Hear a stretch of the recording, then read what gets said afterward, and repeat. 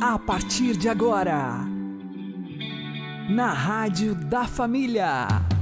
Abre, Senhor, os meus olhos com o seu poder. Caminhando com Jesus. Acredite, se Deus é por nós, quem será contra nós?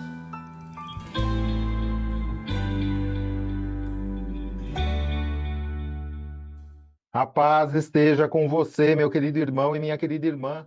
Seja louvado nosso Senhor Jesus Cristo, para sempre seja louvado. Vamos caminhar com Jesus em nome do Pai, do Filho e do Espírito Santo. Amém.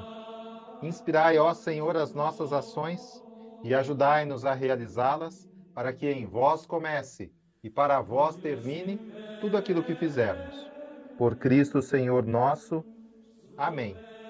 Santíssima Virgem Maria, Mãe de Deus, rogai por nós. Castíssimo São José, patrono da Igreja, rogai por nós. Nossas obras, boas ou más, deixam um rastro atrás de nós. Vamos aprender com o Padre Léo. Eu fico tão admirado dessas pessoas mais idosas, cheias de rugas. Que coisa bonita, gente. Quando você vê um vozinho, uma vozinha, e que você chega na casa e tem aquele retrato bonito na parede, que a mulher é bonita, aquele homem era tão bonito, né, jovem, ainda mais que antigamente fazia os retratos, eles retocavam, ficava mais bonito ainda, ajeitava, né? É igual hoje essas revistas que põem retrato de gente na capa, que aquele retrato lá é tudo, eles tiram tudo no computador. Antigamente não tinha computador, mas tinha cera, tinha giz, tinha guspe passado, tinha tudo coisa, né? Você olha aquela foto bonita, assim, casal aquele quadro assim, aquela moldura bonita. Aí você olha, tá lá que a velhinha, escangalhada, né? Mas absolutamente feliz. Por quê? Porque o inconsciente dele sabe aquilo que conscientemente ele não sabe. Aliás, se soubesse conscientemente, não teria feito. Eu gastei a minha vida por algo que eu acreditei que valia a pena. Eu posso olhar para trás e ver um rastro imenso. Quantos desses tiveram 8, 10 filhos, 30, 40 netos, 30, 40 bisnetos? Se fosse meu avô e minha avó, é de 150 para cima. Sim. Quando eles fizeram 73 anos de casado, tinha 160 netos. 100 e não sei quantos bisnetos. E uma meia dúzia de tataraneto. Sim. 73 anos, 4 meses e 3 dias de casado. Então você olha para uma pessoa, olha o rastro que ficou. Essa pessoa não morre. Assim a obra segue a gente. Aquilo que a gente faz vem atrás da gente, sempre. Então não vai fazer bobagem, não vai fazer sujeira, ou outros termos aí que eu não sou o Padre Jonas para estar falando. Não faça essas coisas, porque o rastro fica. Suas obras seguem você, vem atrás da gente. As obras revelam quem nós somos. Então quem se gasta, que coisa bonita. Alguém que se gastou por um doente, marido que se gastou pela sua esposa, esposa que se gastou pelo marido, casal que se gastou pelos seus filhos, padre que se gastou pela sua igreja, consagrados, leigos que se gastaram, como hoje, graças a Deus, o Espírito Santo nos últimos 30 anos, e o dedo da Canção Nova aí é muito forte nisso. A Canção Nova tem um mérito grande nisso. Nos últimos 30 anos, Deus tem chamado jovens, adultos, homens, mulheres, adolescentes, que têm coragem de deixar tudo. Quantos desses, gente já com a vida estabilizada? Gente que já tinha emprego, gente que já tinha, que tem a sua pequena empresa ou média empresa, gente que já tem uma estabilidade econômica, e que chega um momento, o coração da pessoa começa a arder, arder, arder. Eu tenho que dar um destino para a minha vida. Mesmo a minha comunidade Betânia, que não trabalha processo vocacional, nunca fizemos propaganda vocacional, nunca convidamos ninguém para se consagrar em Betânia, hoje nós vivemos essa linda realidade. Agora, dia 12 que vai, 12 de outubro, Betânia celebra 10 anos, nós teremos 27 jovens, homens e mulheres que estarão se consagrando na nossa comunidade. 27, presente de Deus. E se fosse de fato acolher todos os que querem, não tinha mais filho nenhum em Betânia, só tinha consagrado. Tanto de gente que quer. Olha, por que Deus coloca isso no coração das pessoas? Porque ela vai descobrindo, meu Deus, a minha vida não tem sentido. Se eu não gastar, mas não tem sentido. Na vida só permanece quem não vive para si, quem gasta, quem se desgasta. É o que o Paulo está ensinando. Esse precisa ser um segredo. Se eu fiz qualquer coisa pelo prazer de fazer, eu não espero a retribuição. E isso vale lá para o docinho que a senhora faz em casa, a comida gostosa que a senhora faz. Quantas vezes a senhora estraga o dia, porque enquanto estava fazendo a comida, a senhora estava pensando assim, nossa, mas ele vai gostar muito. Eu tenho certeza, meu marido, ou meu filho, ou a visita vai adorar. Aí você capricha. Mulher ainda gosta dessas coisinhas, põe detalhes, faz a florzinha em volta, põe umas coisinhas, né? Desenha. A pessoa come feito um condenado. Nenhuma palavra.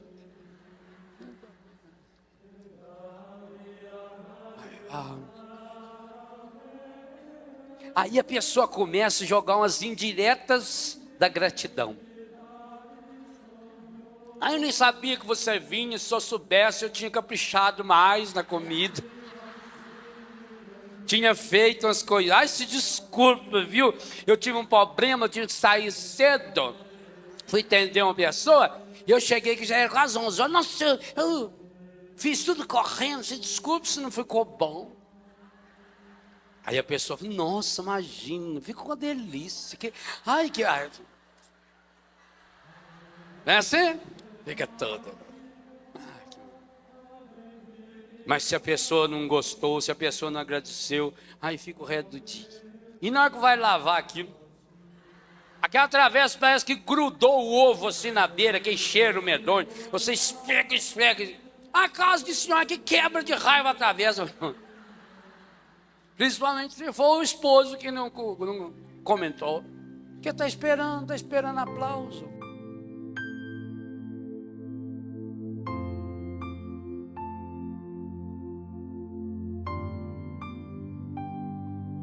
Deus conhece o teu coração, só Ele sabe as tuas intenções. Ele acompanha o teu caminhar, Ele sofre as tuas aflições. Ele está contigo toda hora, Ele escuta a tua oração.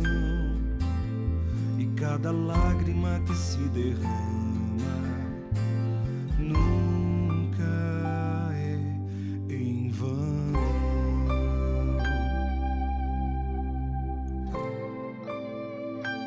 Quando ninguém te reconhece, Deus vê.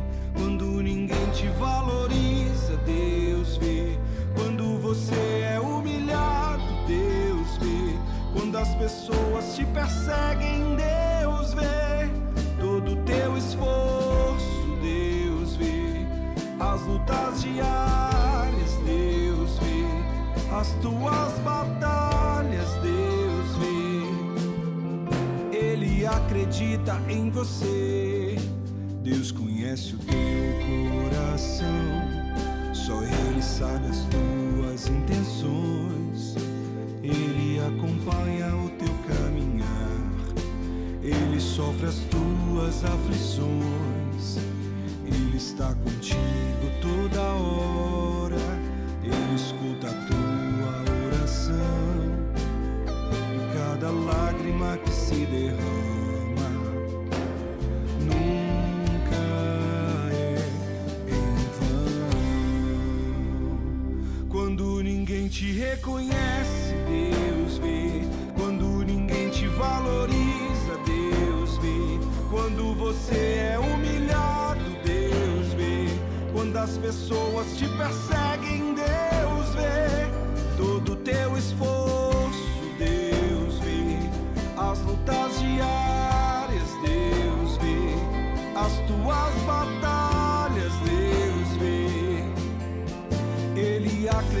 acredita em você.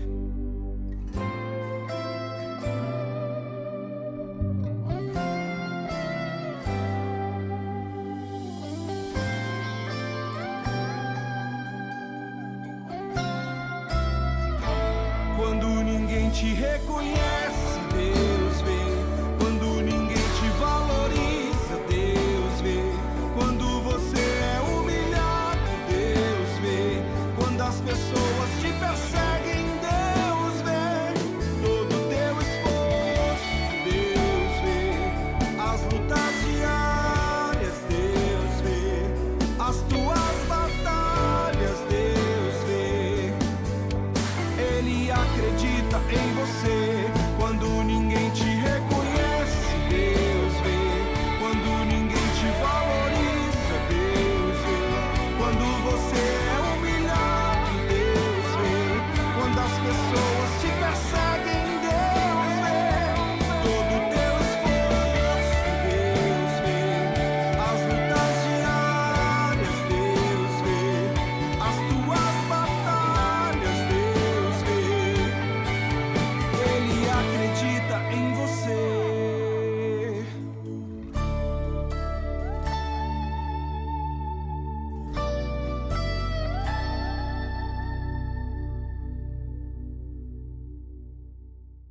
Caminhando com Jesus e o Evangelho do Dia. O Senhor esteja convosco. Ele está no meio de nós. Anúncio do Evangelho de Jesus Cristo segundo São Lucas. Glória a vós, Senhor. Aconteceu num dia de sábado que Jesus entrou na sinagoga e começou a ensinar. Aí havia um homem cuja mão direita era seca. Os mestres da lei e os fariseus o observavam para verem se Jesus iria curá-lo em dia de sábado e assim encontrarem motivo para acusá-lo. Jesus, porém, conhecendo seus pensamentos, disse ao homem da mão seca: Levanta-te e fica aqui no meio. Ele se levantou e ficou de pé. Disse-lhes Jesus: Eu vos pergunto, o que é permitido fazer no sábado, o bem ou o mal? Salvar uma vida ou deixar que se perca? Então Jesus olhou para todos os que estavam ao seu redor e disse ao homem: Estende a tua mão. O homem assim o fez e sua mão ficou curada. Eles ficaram com muita raiva e começaram a discutir entre si sobre o que poderiam fazer contra Jesus. Palavra da salvação. Glória ao Senhor.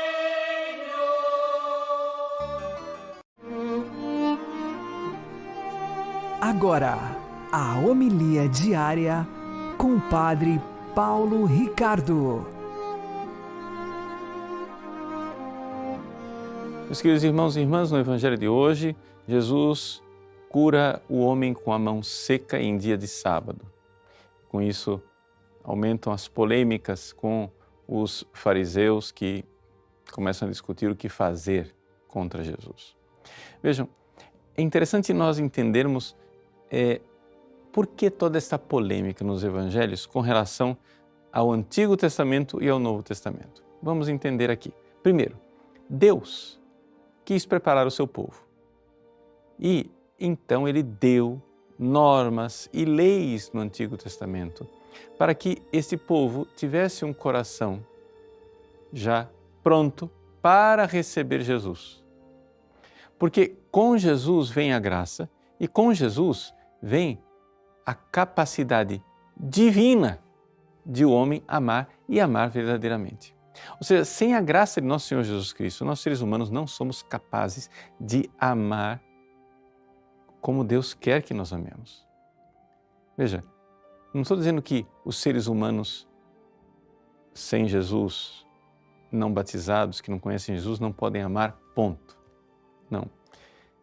Podem amar, mas aquele amor é um amor, número 1, que precisa ser purificado, número 2, que não consegue perseverar, e número 3, que não tem o nível do amor extraordinário que Deus quer de nós, que é um amor de amizade com o próprio Deus e de doação de toda a nossa alma e de todo o nosso ser. Portanto, a nossa capacidade de amar a Deus sem Jesus, sem a graça de Cristo, é muito limitada. Portanto, nós somos todos homens de mão seca. A mão seca aqui simboliza exatamente essa incapacidade de realizar uma obra de amor, de operar, de fazer. Jesus, que vê aquele homem, quer curá-lo porque ele pensa em nós. Jesus quer nos curar de nossa mão seca, de nossa incapacidade de amar, de nos doar e de nos entregar. Pois bem, só que os fariseus e os mestres da lei, os chefes dos judeus, querem nos aprisionar naquilo que era preparatório. Ou seja, as leis do Antigo Testamento, não é? Elas são leis transitórias. E Jesus veio nos trazer a plenitude da lei do amor. Então, eles ficaram se debatendo e se apegando àquilo que Deus tinha usado como pedagogo para rejeitar aquele que vem e vem como o autor da graça, porque toda a graça se encontra em nosso Senhor Jesus Cristo. Então, é importante nós nos darmos conta disto. Porque muitas vezes, embora não sejamos aqueles fariseus do Antigo Testamento, muitas vezes nós estamos mais prestando atenção na nossa observância minuciosa de leis importantes, que são as leis de Deus, ou de leizinhas que nós mesmos criamos e fomos nos impondo, mas esquecemos a substância. Observar as leis é importante. Sim, não somente é importante, é necessário. Se for lei de Deus, como os mandamentos e as leis, né, da igreja, não somente é importante, é imperioso e indispensável. Só que nós não seremos capazes de amar se nós, humildemente, não nos colocarmos ali diante de Jesus como este homem com a mão seca, estendermos a mão e dissermos a Ele, a Jesus: Senhor, tende compaixão de mim e curai a minha mão seca, para que eu seja capaz de vos amar, não somente de obedecer os mandamentos, mas mais do que isso, fazer aquilo que não está nos mandamentos, fazer aquilo que não está, eu não sou obrigado a fazer, ser generoso e fazer muito mais. Movido pela graça de Deus, nós poderemos amar Deus como Ele quer ser amado, porque é o dom divino de Deus, o amor sobrenatural que Jesus quer infundir em nossos corações. Vamos então para Jesus, Ele irá nos curar de nossa mão seca. Deus abençoe você. Em nome do Pai, e do Filho e do Espírito Santo. Amém.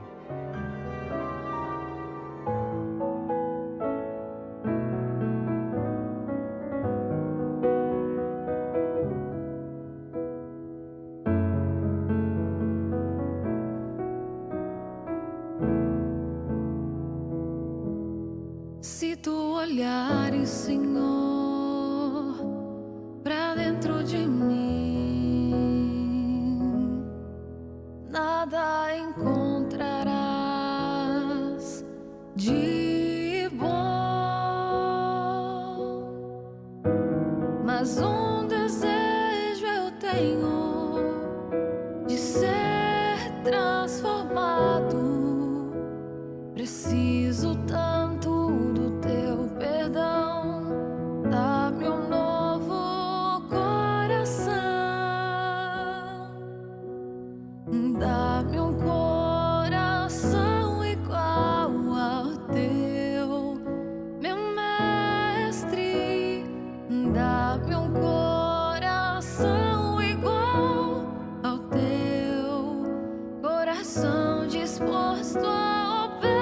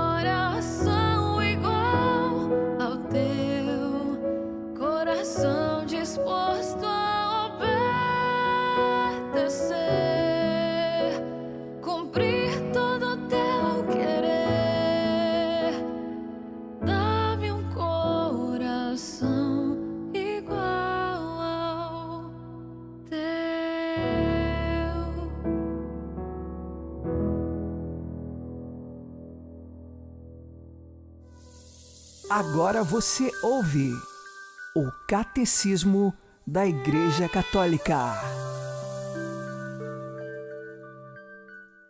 O pecado. A gravidade do pecado. Pecado mortal e venial. Números 1857 a 1859. Para que um pecado seja mortal, requerem-se 3 condições ao mesmo tempo. É pecado mortal todo pecado que tem como objeto uma matéria grave e que é cometido com plena consciência e deliberadamente. A matéria grave é precisada pelos 10 mandamentos, segundo a resposta de Jesus ao jovem rico. Não mates, não cometas adultério, não roubes, não levante falso testemunho, não defraudes ninguém, honra teu pai e tua mãe. A gravidade dos pecados é maior ou menor. Um assassinato é mais grave que um roubo. A qualidade das pessoas lesadas é levada também em consideração. A violência exercida contra os pais é em si mais grave que contra um estranho. O pecado mortal requer pleno conhecimento e pleno consentimento. Pressupõe o conhecimento do caráter pecaminoso do ato, de sua oposição à lei de Deus. Envolve também um consentimento suficientemente deliberado para ser uma escolha pessoal. A ignorância afetada e o endurecimento do coração não diminuem, antes aumentam o caráter voluntário do pecado.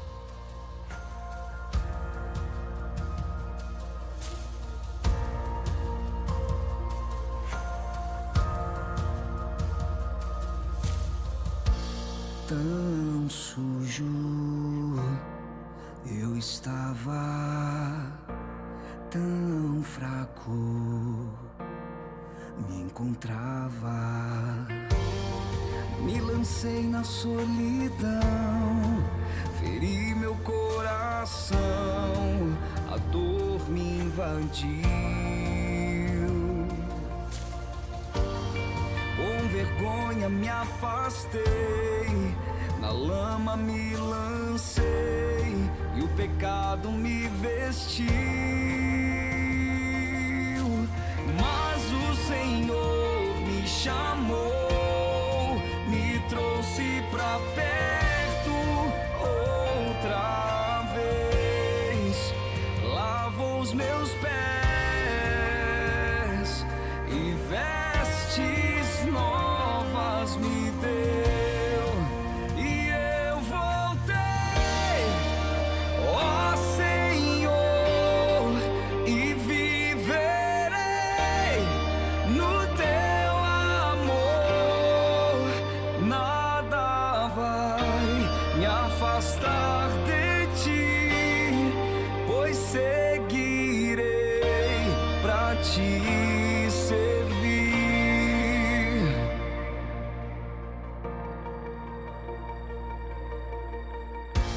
Tão sujo eu estava, tão fraco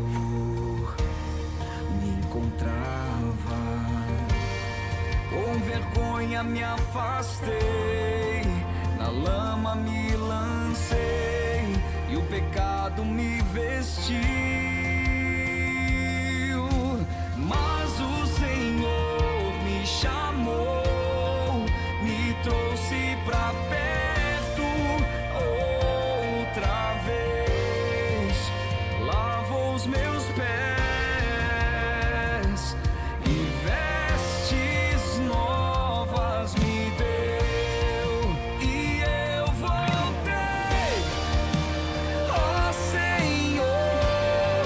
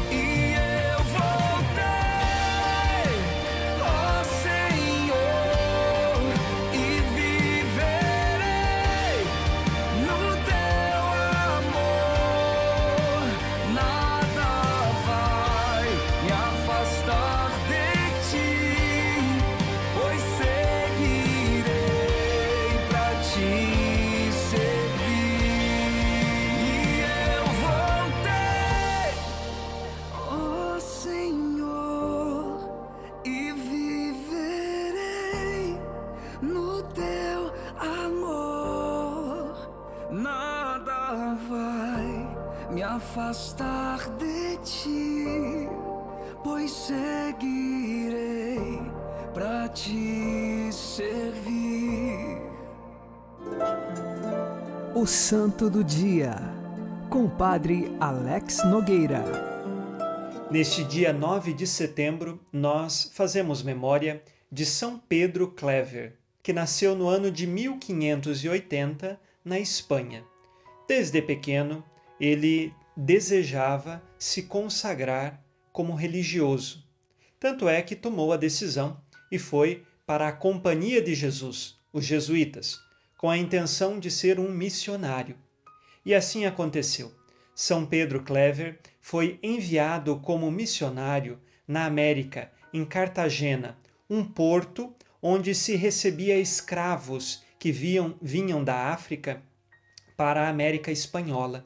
E nesse sentido, São Pedro Clever é chamado de o escravo dos escravos, no sentido de que ele estava ali numa missão de evangelizar. São Pedro Clever, com grande caridade e amor por cada uma daquelas pessoas que naquela circunstância eram considerados como meros objetos de comércio, São Pedro Clever é um apóstolo da caridade e do amor para com essas pessoas. Quando os escravos chegavam àquele porto, encontravam situações insalubres em albergues onde ficavam esperando para serem vendidos. E ali, naquela situação, São Pedro Clever se aproximava, levava roupas, remédios, mantimentos, e mesmo sem entender a língua um do outro, ele entregava com caridade cristã tudo aquilo que era necessário para o sustento do corpo, e também, com o tempo, ensinava a fé católica a todos aqueles escravos que ali estavam, dava catequese a cada um deles, ensinava as primeiras orações, ministrava o batismo e também os outros sacramentos da vida cristã, cuidando do seu corpo e cuidando de sua alma. É verdade que às vezes São Pedro ficava mais de 15 horas no confessionário para atender cada um daqueles escravos. E no final dos dias de trabalho, ele estava lá, pronto para ajudar cada um deles na vida espiritual. Ele também tinha uma atenção especial para com os escravos doentes, os quais dispensava maior tempo e cuidado, levando também a Santíssima Eucaristia a eles. Diante daquele quadro desumanizador que era a escravidão, São Pedro Clever foi uma voz profética de cuidado para com estas pessoas e dando sempre o apoio necessário para que eles suportassem tamanha desumanidade que era viver como escravos.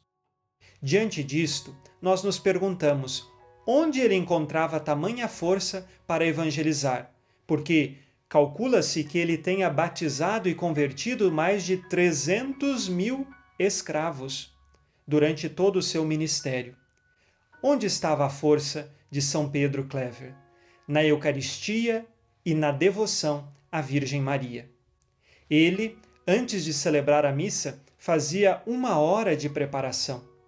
E depois da missa ficava 30 minutos em ação de graças, porque o Senhor tinha visitado a sua alma através da Eucaristia. Ele também, devotíssimo da Virgem Maria, confiava toda a sua missão à intercessão da Mãe do Céu. São Pedro Clever é exemplo de que toda a nossa missão nós precisamos, em primeiro lugar, nos fundamentar na fé e num relacionamento íntimo com Deus, que esta fé nos dá como consequência. Que São Pedro Clever, lá do céu, interceda por nós, para que tenhamos amor à Eucaristia, amor à Virgem Maria e amor ao próximo. Vamos agora com você e por você pedir a intercessão de São Pedro Clever, rezando juntos. Ó Deus, que fizeste São Pedro escravo dos escravos, e no serviço a eles o fortalecestes como um sinal admirável de caridade e paciência. Concedei-nos por sua intercessão, procurando sempre as coisas que são de Cristo, amar o próximo pela ação e na verdade. Que por suas preces alcancemos, segundo a vontade de Deus, o que pedimos em oração. Por Cristo nosso Senhor. Amém. Ave Maria, cheia de graça, o Senhor é convosco. Bendita sois vós entre as mulheres, e bendito é o fruto do vosso ventre, Jesus. Santa Maria, Mãe de Deus, rogai por nós, pecadores, agora e na hora de nossa morte. Amém. São Pedro Clever, rogai por nós. Abençoe-vos Deus Todo-Poderoso, Pai e Filho e Espírito Santo. Amém. Fique na paz e na alegria que vem de Jesus.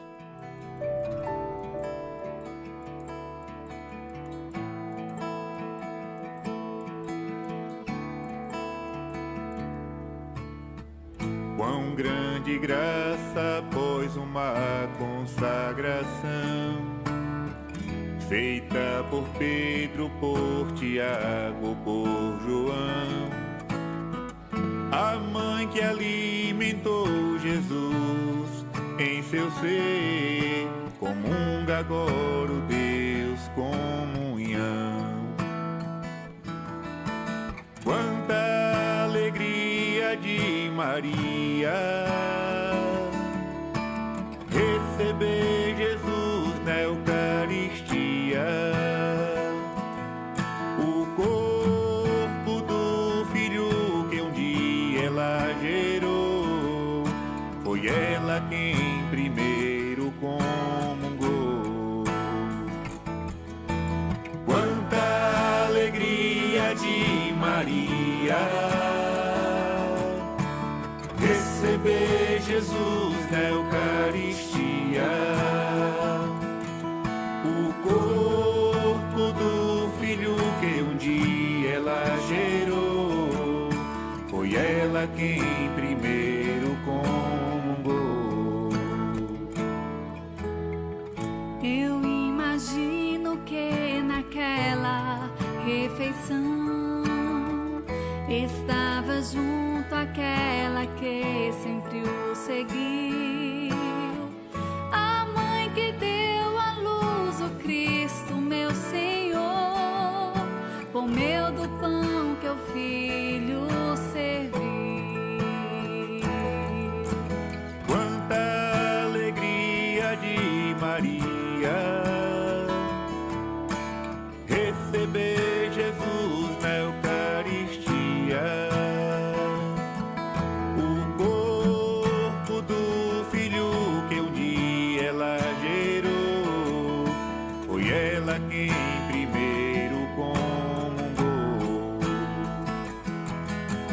Quanta alegria de Maria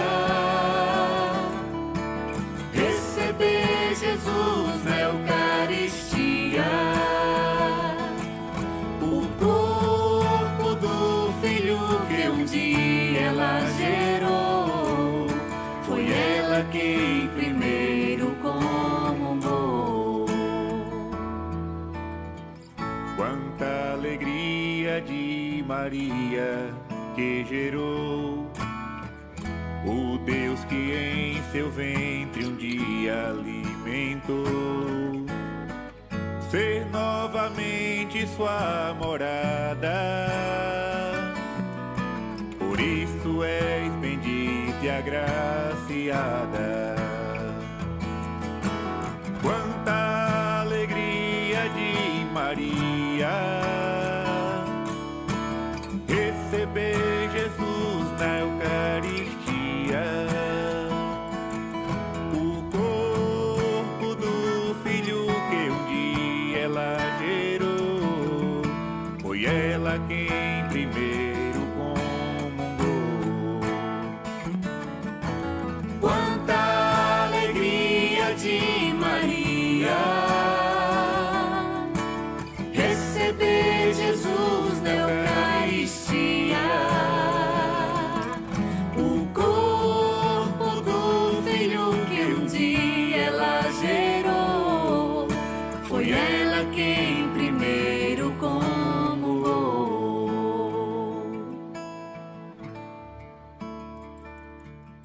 Você está ouvindo na Rádio da Família. Caminhando com Jesus. Eis que Maria já se encaminha para Jerusalém a oferecer o filho.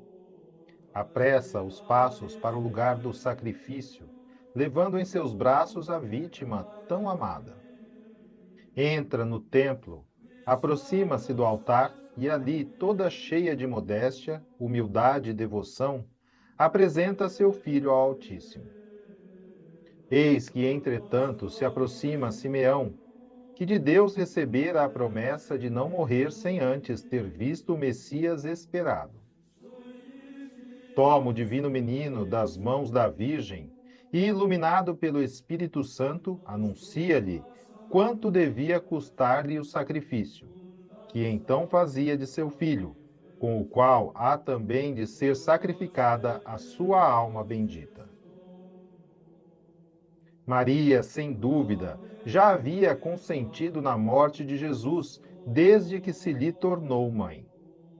Isso, não obstante, quis o Senhor que neste dia ela fizesse no templo um solene sacrifício de si mesma, ofertando-lhe solenemente o filho e sacrificando à divina justiça a sua vida preciosa. Por isso Maria é chamada sacerdotisa. Depois da morte de Jesus, haverá muitos mártires que, por amor deste vosso Filho, serão atormentados e mortos. Mas se o martírio deles for no corpo, o martírio vosso, ó Divina Mãe, será no coração. Rogai por nós, Santa Mãe de Deus, para que sejamos dignos das promessas de Cristo. Amém. O Senhor nos abençoe, nos livre de todo mal e nos conduza à vida eterna. Amém.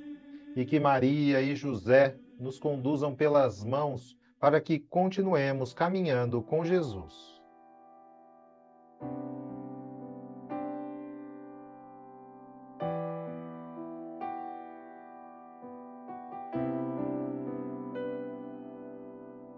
Quanta dor existe em teu peito, pela espada que transpassará o coração.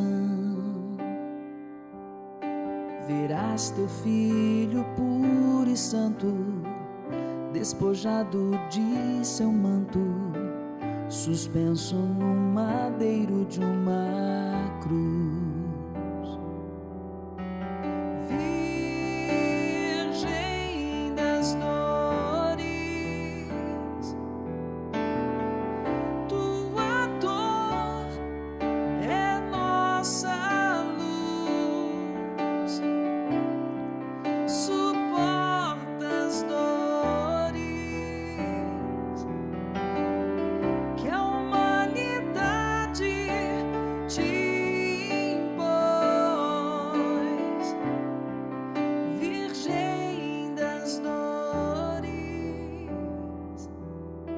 Chorarás o vosso filho morto, alcançará a contrição dos meus pecados,